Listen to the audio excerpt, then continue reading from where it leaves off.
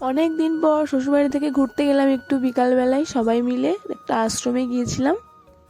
তো এই আশ্রমটা খুবই ভালো একটা আশ্রম। এই আশ্রমে অনেক দুস্থ বাচ্চাদের কম টাকায় পড়াশোনা শেখানো হয়।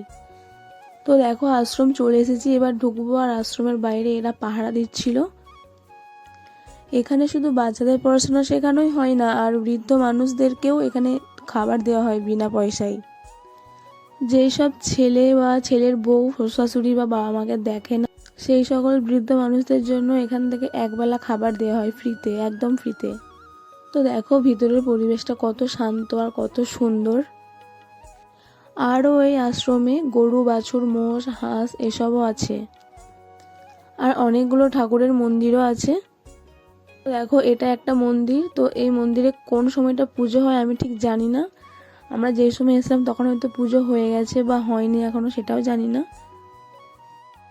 আর দেখো ওই একটা মন্দির, ওটা পড়ে যাচ্ছে। আর এই দেখো এই সাইডে বাচ্চাদের পড়ানোর জন্য স্কুল হয়েছে। আর এই যে এই ঘরটা মানে এই কুটিরটাই, এখানে গুরুদেব থাকেন, মানে এই আশ্রমটা যার।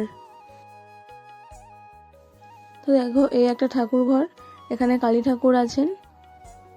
তো এই দেখো ঠাকুরটা। আর এই জায়গাটাও বেশ বড়, প্রায় অনেকটা জায়গা নিয়ে আশ্রমটা।